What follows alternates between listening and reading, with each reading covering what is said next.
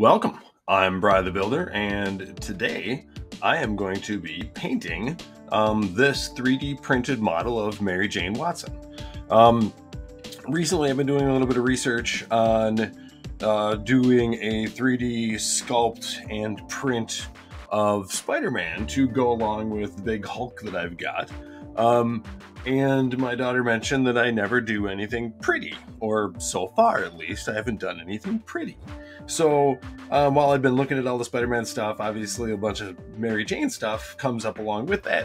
So I found this really great 3D model that I'll link, and it was a free download, nice 3ds Max file even.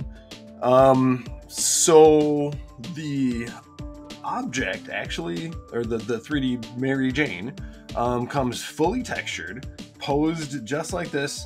The base also has really great normal maps. The whole thing has great normal maps to create a lot of extra detail. So I did in 3ds Max have to kind of recreate the base, and then I also went in and actually carved lines by hand after I printed it, because I didn't think about doing it in 3ds Max before I printed it. So that said, I am going to list all of the paints that I'm using here. It's basically pretty much all Citadel paints except for this one in the very corner, and that is the Vallejo Bright Orange. So again, I'll list all of that, but this is going to be pretty much purely a painting video. So I'm looking forward to this. This should actually look really cool up on the shelf with all of my other Spider-Man stuff. And as part of this, I actually have 6 of my Spider-Man comic books that I took really good pictures of with my camera and scaled them down, and I'm going to, once I get printer ink, print them out at a tiny scale, 1/12 actually, just like she is, to set on the base. So I've got the 5-pack of McFarlane Torment comics, and a really old one that I got when I was a kid of Doc Ock throwing Spider-Man off the building at the end of the comic. So it's a 2-part one, and I actually have never found the second part. Or maybe I found it and it was way too expensive for me to bother buying it, but it is what it is. So I'll have those, at least the first in the Torment series, and it was Todd McFarlane's first Spider-Man series, so it's actually really cool. I'm glad I bought it when it came out, and so I've had it bagged ever since. I mean, I take them out and read them once in a while. I'm not like a hardcore collector. I'm okay with them being touched and handled and not staying perfect, but you know, I'm nice to them. But they do get used, and they're actually fantastic. McFarlane's art is such amazing quality, and it was just such a kind of a revelation for Spider-Man to be drawn that way. So anyway, back to the actual project here. I am going to kind of reset the camera here and zoom in a little bit, and then I'm going to get going. It's going to be pretty basic painting, and like thin layers, right? So I don't obscure any detail that's there. So lots of thin coats to build up the detail, and it should end up looking very cool. All right, so we're going to get to it in just a second after I get the camera reset.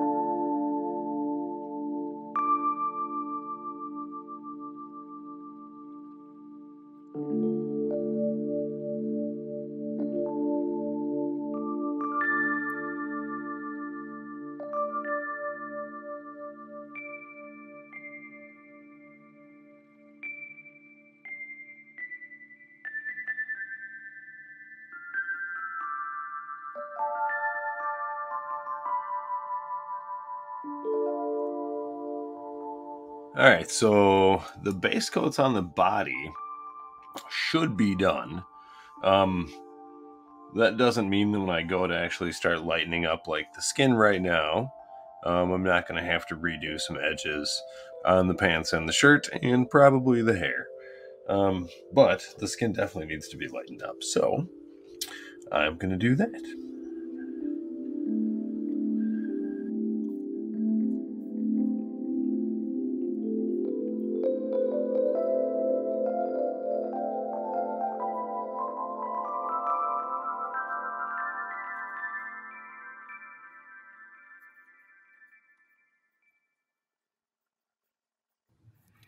Okay, so I believe all of the base coats are done except for the black on the rim of the base. I'm just handling that too much, so that'll be pretty much the very end. So I think I'm going to use Reikland Flesh Shade to do all of the skin and the hair. And the skin ended up being Cadian Flesh Tone. So the Kislev flesh that went on at the end of the last step there was just too yellow. So I ended up putting a coat of Cadian Flesh Tone over the top of it. And I feel it's a much better flesh tone. Now, the hope is that the Reikland Flesh Shade doesn't darken it too much. I can always go ahead and actually lighten it back up just a little bit. But again, hopefully the Flesh Shade doesn't darken it down too much. I'm also going to try, and I don't know if it's going to work, we're going to try the Quelea Green shade for the pants. And I think, it's more of a blue than a green, but it's a little dark and we might have to lighten things back up. I believe I'm going to dry brush the pants then. With some Fenrisian gray to kind of give, the thighs and the knees and stuff a little bit more of a worn appearance. Then the shirt should get a Nuln Oil shade, along with then the base getting Nuln Oil and Agrax to kind of darken up the cracks in the floor.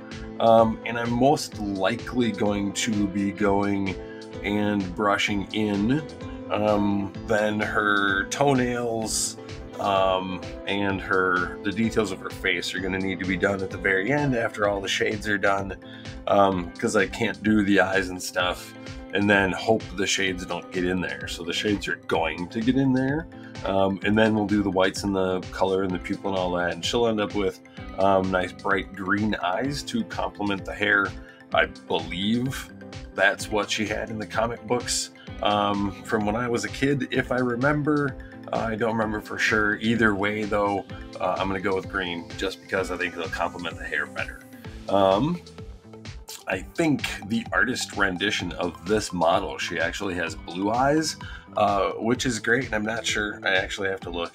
But again, regardless, I'm going to go with green because I think green will pop nicely next to the red there. So I think that's about all the talking, and let's get some of those shades going.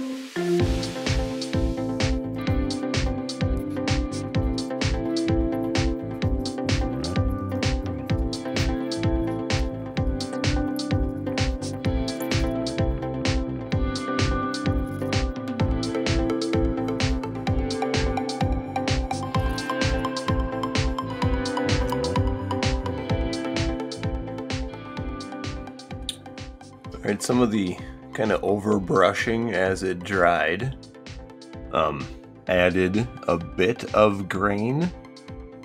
Definitely gonna need a little bit more, but it's a good start to having at least some variation in the tone. And that Agrax kind of pulled out the boards, the grooves quite nicely. So we'll let that dry and come back and shade the pants and the shirt.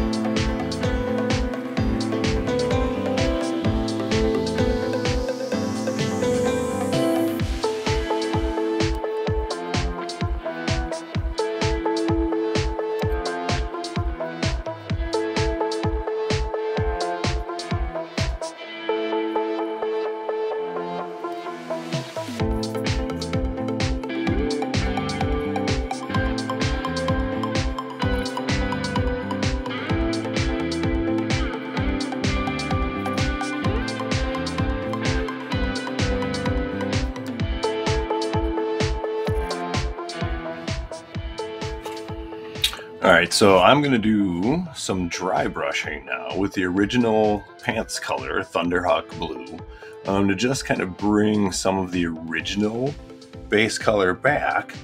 I'll keep, a lot of that shading in there, and then I'm going to dry brush over the top of that with Fenrisian Gray, which is a very bluish gray. So, let's do some dry brushing.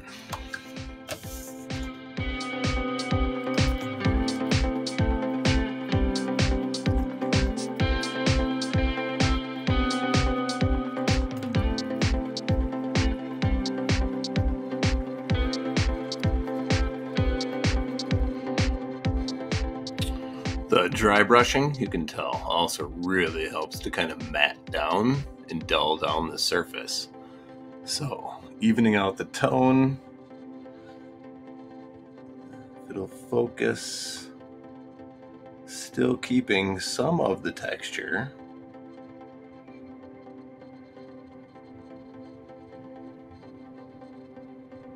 But really toning down the darkness. So that's going to look really cool.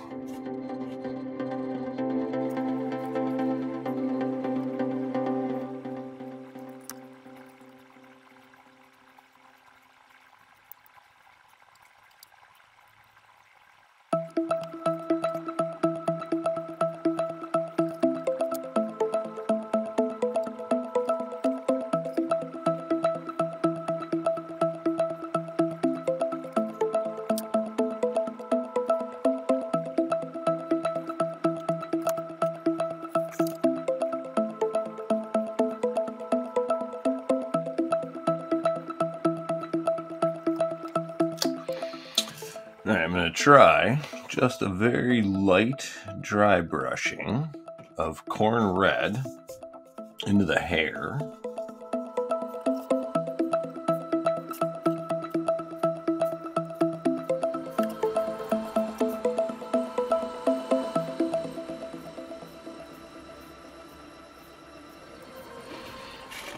That's a little bit of depth. We're going to try a little bit of Mephiston red.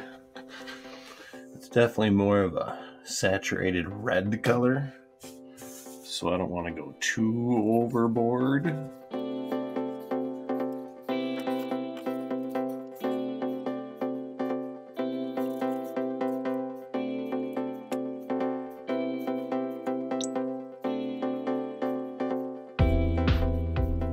I think that looks very cool. Definitely have a lot of touch-up now to do on the skin, but I think just a coat of Cadian flesh tone and kind of keeping it away from the edges to make sure that the shading stays in the edge the skin then ought to be done. So again, before I can do that though, because I know I'm going to get more of the light blue onto the fingers, I'm going to go ahead and actually do a bit more dry brushing with the lightest color now onto the jeans.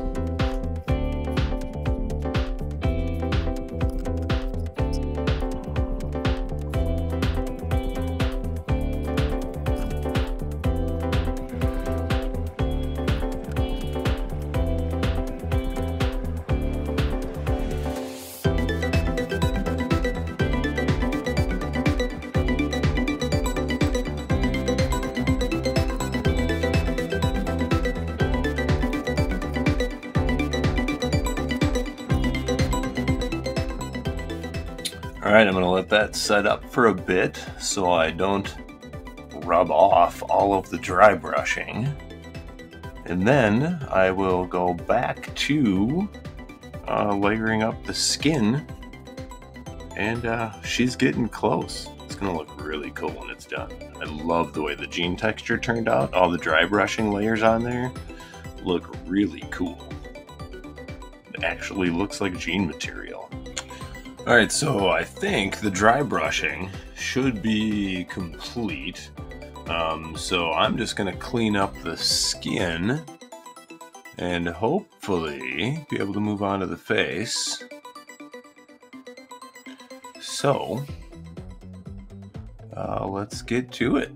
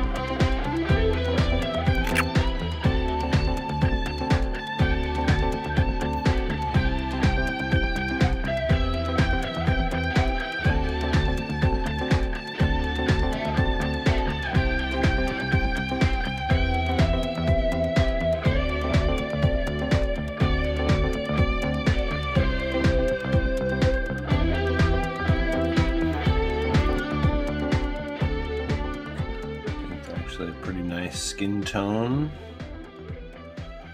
actually a little bit of variety left.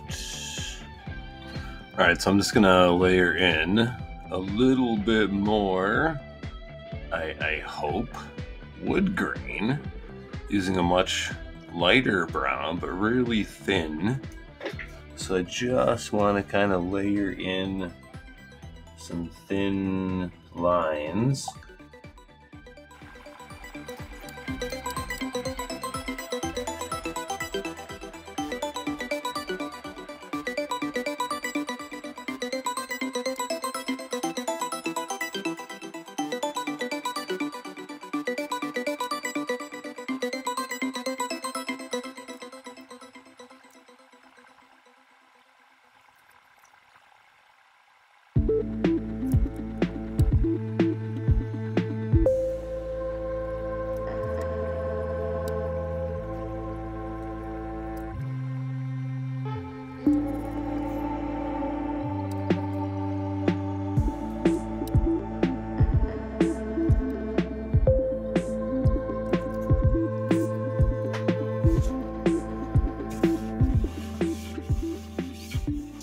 Alright, that is actually very cool wood grain. So, once that dries, I'm going to go over it, like I said, with Reichland Flesh Shade to warm it up. Then I will most likely go over at least the cracks with Nuln Oil again to deepen them. And then the floor is going to get a real heavy coat, well, probably more like 3 thin coats of gloss to make it look like a really nice high quality wood floor. The clothing at some point will all get dull coated. The skin, I don't have a satin varnish, so the skin will actually mix together a matte and a gloss varnish to make my own satin and use that for the hair. And actually the skin's probably going to be matte. Typically skin is matte unless we're talking about the T-zone on the face, and we're not going to get quite that level of separation in shininesses. So next up, after all of this kind of sets up and dries, I don't really want to handle it too much right now while the skin just had a fresh coat. And then I will get to eyes and lips and nails.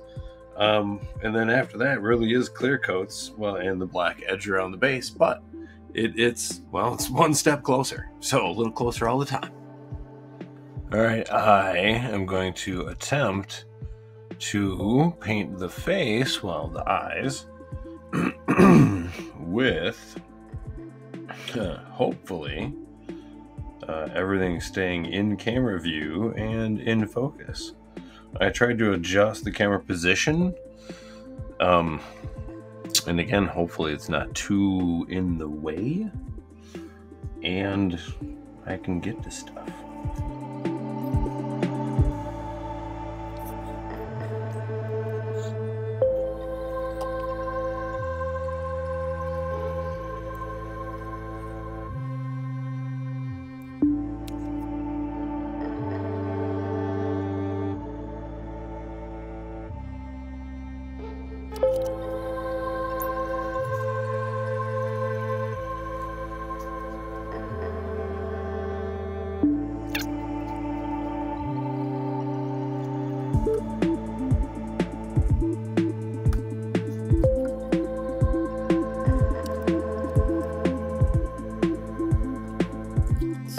Not too far off.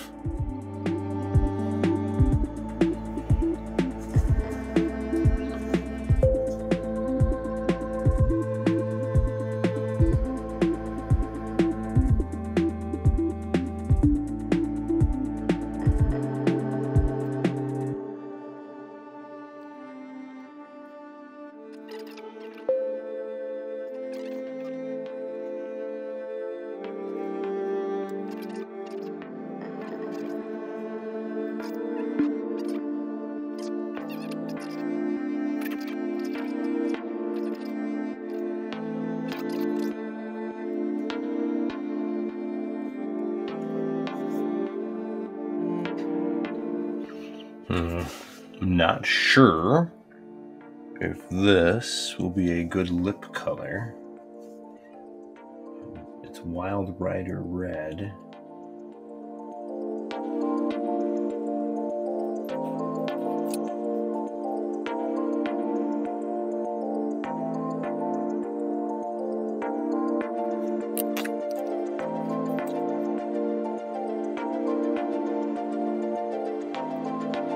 And that looks pretty good. I'm gonna try getting the nails, and then we should move on to basically all the finish coats. I think that's pretty good. I don't think I can get those eyes any better. A little gloss on there is gonna look great. Maybe a little more green.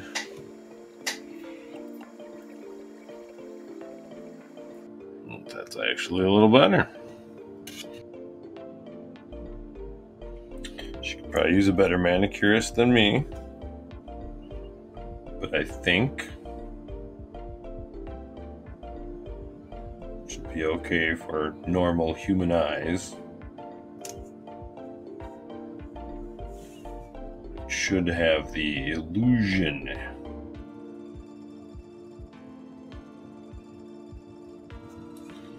If you're not looking at it with magnifying glasses.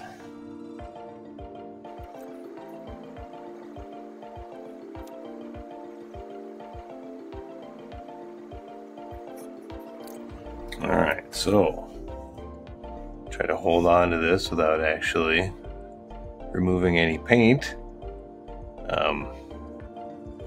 Fingernails turned out pretty good there. Glad I can't get to them in the hair. The eye position, lip coloring looks pretty good. Losing focus, sorry. Blue jean texture, I love. Toenails are good. I love the wood texture. Turned out to be kind of a nice walnut almost, I think. And the black, like I have been holding off, will be the very last thing because it just gets handled way too much. But I don't feel like I have any color slop anywhere that needs to be touched up. So I am going to let this sit for a while. Ooh, actually just realized I need to do a little bit of brass for the button there. And I think, I don't know, there's like a little button, a little rivet there, and a little rivet there. Should probably hit those with the brass, kind of coppery color real quick. And then I will move on to my dull coat, gloss coat, all that fun stuff. All right, almost there. Love that floor. Well, here she is, all finished. Mary Jane Watson. Well, okay, almost all finished. Mary Jane's finished. In the next day or two, when I get some ink cartridges, I will be printing out the comic books that will be sitting on the floor. The comic books are photographs of actual Spider-Man comics that I own. So that'll be actually kind of cool, printed out at scale. At 1/12 scale, a comic book is about 0.8 inches tall by, I'm not quite sure, wide.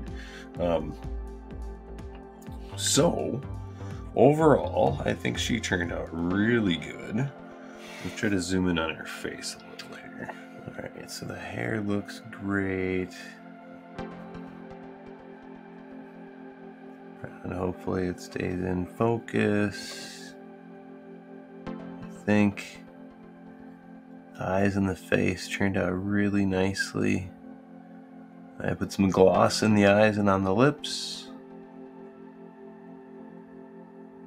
I think the green complements the hair well.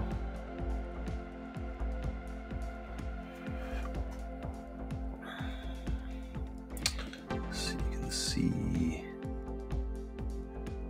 kind of see fingernails are painted and glossy.